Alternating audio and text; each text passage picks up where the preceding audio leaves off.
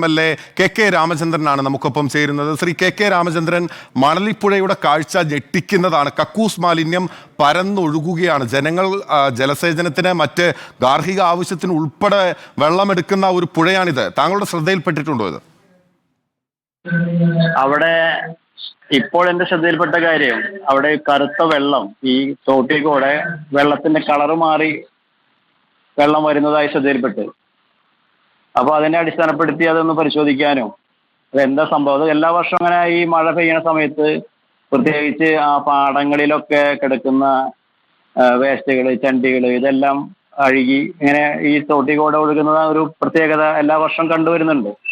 അത് എല്ലാ വർഷവും ആ സമയത്ത് ഒരു ഇടപെടൽ നടത്താറുണ്ട്. ഹെൽത്തിനെയും പൊല്യൂഷൻ കൺട്രോളും പോലീസും എല്ലാം ചേർന്ന് ഒരു ചർച്ച നടത്തി ഇത് എവിടെ നിന്ന് എങ്ങനെ വരണമെന്ന് നോക്കി. അതിനെ തുടർന്നാണ് ഞങ്ങൾ ഈ ദുരന്ത നിവാരണ അതോറിറ്റിയുടെ ഭാഗമായി ഞങ്ങൾ ഒരു മീറ്റിംഗ് ഒക്കെ എടുത്ത്, എല്ലാ വർഷം മഴയ്ക്ക് മുമ്പ് മീറ്റിംഗ് എടുത്ത്. ഈ വർഷം നമുക്ക് മറ്റേ ഇലക്ഷൻ പെരുമാറ്റച്ചട്ടം നിലനിൽക്കുക കാരണം ഇപ്പൊ ഇന്ന് വരെ ഉണ്ടല്ലോ അതിന്റെ ഭാഗമായിട്ട്. ഈ വർഷം ഞങ്ങൾക്ക് അതിന്റെ ഒരു മീറ്റിംഗ് എടുക്കാൻ പറ്റിയിട്ടുണ്ടായില്ല. ഇന്നത്തെ കഴിഞ്ഞ് ഞങ്ങൾ മീറ്റിംഗ് വെച്ചിട്ടുണ്ട്. അപ്പൊ അത് ശ്രദ്ധയിൽപ്പെട്ടൊരു കാര്യമാണ്. കക്കൂസ് മാലിന്യം ഞങ്ങൾ ആദ്യം തള്ളുന്നത് കണ്ടതിന് ശേഷമാണ് ഞങ്ങൾ നാഷണൽ ഹൈവേയിൽ ഇത് തള്ളുന്ന ഒഴിവാക്കാൻ വേണ്ടിയിട്ട് ഞങ്ങളിത് മറ്റേ മീറ്റിങ്ങിന്റെ ഭാഗമായി അവിടെ ഈ ഹൈവേക്ക് ഇരുവശത്തുമായിട്ട് ഈ കമ്പി വേലി കെട്ടി ഇത് വണ്ടി നിർത്തി തള്ളുന്ന ഒഴിവാക്കാൻ വേണ്ടിയിട്ട്. പുഴയിലല്ല കൊണ്ട് തള്ളുന്നത്, പുഴയിലേക്ക് എത്താവുന്ന രീതിയിലേക്കാണ്. മഴ പെയ്തത് പുഴയിലേക്ക് എത്തും. അങ്ങനെ നാഷണൽ ഹൈവേയുടെ രണ്ട് തീരങ്ങളിലും രണ്ട് ഓരങ്ങളിലും ഈ കക്കൂസ് മാലിന്യം തള്ളുന്ന പ്രവണത വന്നു. പോലീസിന്റെ സാന്നിധ്യത്തിലും എല്ലാവരുടെ സാന്നിധ്യത്തിലും ഞങ്ങൾ നിരന്തരം മീറ്റിംഗ് എടുത്തായി. നാഷണൽ ഹൈവേ വികസന അതോറിറ്റിയുടെ ഭാഗമായിട്ടുള്ള NHAIയുടെ ആളുകളെയും ഉദ്യോഗസ്ഥന്മാരെയും ഒക്കെ വിളിച്ച് മീറ്റിംഗ് നടത്താറുണ്ട്. എല്ലാ വർഷവും നടത്താറുണ്ട്. അത് കാണുമ്പോൾ ഒക്കെ നടത്താറുണ്ട്. അപ്പൊ അവർ ചെയ്യും, ഞങ്ങൾ ചെയ്യാം, ഒക്കെ കൂട്ടായി ഇടപെടണം എന്നൊക്കെ പറഞ്ഞ് ഇടപെടൽ നടത്തി പോകും.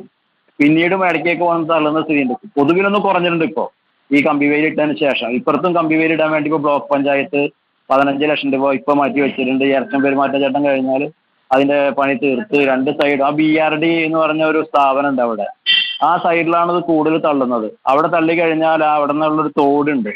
അത് മഴ പെയ്ത് കഴിഞ്ഞാൽ ആ തോട്ടിക്കൂടെ ഇങ്ങനെ വന്ന് അത് പിന്നെ MLA, ഇതിൽ അവിടെയുള്ള ജനങ്ങളെല്ലാം തന്നെ പല ആളുകൾക്കും ഇതിൽ പ്രതികരിക്കാൻ ഭയമാണ്, ക്യാമറയ്ക്ക് മുന്നിൽ വന്ന് സംസാരിക്കാൻ ഭയമാണ്, വലിയ സ്വാധീനമുള്ള ആളുകളാണ് ഇതിന് പിന്നിൽ എന്ന് പറയുന്നു. ആരാണ് ഇതിന് പിന്നിൽ എന്ന് MLAക്ക് മനസ്സിലായി? അങ്ങനെ ഭയപ്പെടേണ്ട കാര്യമൊന്നുമില്ല. ഇത് തള്ളുന്ന ആളുകൾ എന്ന് പറഞ്ഞാൽ അവര് ഏതൊക്കെ കരാറെടുത്ത് കൊണ്ടുവന്ന് എവിടെ നിന്നൊക്കെ കൊണ്ടുവന്ന് തള്ളുകയാണത്. വിജനമായ സ്ഥലങ്ങളാണ്, വലിയ കുഴപ്പമില്ലാത്ത സ്ഥലം, അവർക്ക് തള്ളാൻ പറ്റിയ സ്ഥലമാണെന്ന് തോന്നുമ്പോഴാണ് വന്നവർ തള്ളണത്. അതിനെ എല്ലാവരും ചേർത്ത് നിർത്തി പ്രതിരോധിക്കാന്നല്ലാതെ വേറെ മാർഗമില്ല. അപ്പൊ അതാണ് നമ്മൾ ചെയ്തുകൊണ്ടിരിക്കുന്നത്. അത് നമുക്ക് കൂടുതൽ ശക്തിയായി നമ്മുടെ എല്ലാവരുടെയും പിന്തുണ കൂടി എന്തായാലും ഇങ്ങനെ ഒരു വിഷയം ശ്രദ്ധയിൽ കൊണ്ടുവന്നത് നന്നായി. എല്ലാവരും അറിയട്ടെ, എല്ലാവരും കൂടി ചർച്ച ചെയ്ത് പരിഹാരം ഉണ്ടാവേണ്ട ഒരു കാര്യമാണ്. അപ്പൊ അത് നമുക്ക് കൂട്ടായി ഇടപെടാം.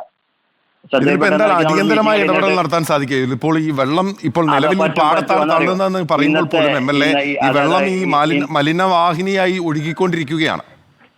അതായത് ഇത് നമ്മൾ ശ്രദ്ധിക്കേണ്ട ഒരു കാര്യം, ഇതിപ്പോ നമുക്കിപ്പോ അത് എപ്പോഴുണ്ടായതാണെന്ന് എന്നെ പറഞ്ഞ് ന്യായീകരിച്ച് നിൽക്കാൻ പറ്റില്ല. കാലങ്ങളായി മഴ പെയ്യണ ആദ്യഘട്ടത്തിൽ ഈ ഒരു സംഭവം കക്കൂസ് മാലിന്യം മാത്രമല്ല, പൊതുവായിട്ടുള്ള മാലിന്യങ്ങൾ കുന്നുകടി കിടക്കുന്നതൊക്കെ ഈ മഴ പെയ്യുമ്പോൾ അഴുകി ഇങ്ങനെ ഈ തോട്ടി കൂടെ ഒഴുകി വരുന്നതൊക്കെ വെള്ളത്തിന്റെ നിറം മാറുന്നു. ആ ഒരു പ്രശ്നമൊക്കെ നമ്മുടെ ശ്രദ്ധയിൽ എല്ലാ വർഷവും വരുന്ന ഒരു കാര്യമാണ് വർഷകാലം. നമുക്ക് അങ്ങനെ ഇപ്പോൾ ഈ ഇലക്ഷൻ പെരുമാറ്റച്ചട്ടം നിൽക്കുക കാരണം MLAക്ക് ഒരു മീറ്റിംഗ് ഇന്നത്തെ കഴിഞ്ഞ് നമുക്ക് വിളിച്ചിട്ട് എടുക്കാൻ പറ്റും. അപ്പൊ നോക്കിയപ്പോൾ പറഞ്ഞ മറ്റന്നാൾ 2ാം ശനിയാഴ്ചയാണ്, തിങ്കളാഴ്ച മീറ്റിംഗ് വിളിക്കാൻ നമ്മൾ ആവശ്യപ്പെട്ടിട്ടുണ്ട്. മീറ്റിംഗ് വിളിച്ച് ചേർത്ത് നമുക്ക് ഇടപെടാം. അതിന് മുമ്പേ തന്നെ നമുക്ക് ബന്ധപ്പെട്ട കളക്ടറെയും എല്ലാവരും വിളിച്ച് നമുക്ക് ഇടപെടൽ നടത്താം. നിങ്ങളുടെയും കൂടി എല്ലാ സഹായങ്ങളും തീർച്ചയായും ഞങ്ങൾ ഈ വാർത്തയ്ക്ക് പിന്നാലെ തന്നെ ഉണ്ടാകും. പുതുക്കാട് MLA കെ രാമചന്ദ്രൻ, ഒപ്പം തന്നെ നെന്മണിക്കര പഞ്ചായത്ത് പ്രസിഡന്റ് TS ബൈജു എന്നിവരാണ് റിപ്പോർട്ടറിനോട് പ്രതികരിച്ചത്.